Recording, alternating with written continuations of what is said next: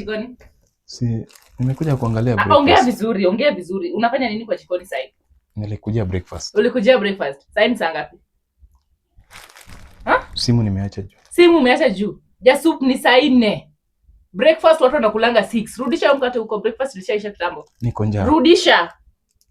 Niko njaa. Soup, rudisha. So ulikuwa unalala starehe, Ulikuwa unangoja nikuletee breakfast kwa bedroom? Si hivyo ndio. Ushatengeneza pesa, unataka breakfast in bed, si ndio? Hivyo ndio wanaume wanafanyiwa. Hivyo ndio wanaume wanafanyiwa. Si hivyo ndio hata best yangu anafanya. You're not a man, my friend. Rudisha kitu huko juu haraka. Ngoja lunch. Rudisha. Aya. Si hivyo ndio best yangu anafanyia. Sawa. Utaenda kuishi na best yako ufanyiwe huko, si kwangu. Sasa si ungeniamsha hata nikule breakfast. Mimi nikuamshe? Unalala starehe.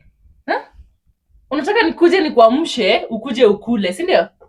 Uliandika maid wako anafanya kazi yako. Hata Nyarawasi kama Ona, toka hapa, breakfast ilishaisha. Ilishaisha asubuhi. Ngojea lunch. Hiyo lunch pia si nikunywe na hata maji basi. No. Please. No. Kaa hivyo njaa. Enda ukule hiyo usingizi yako. Sio uko unalala?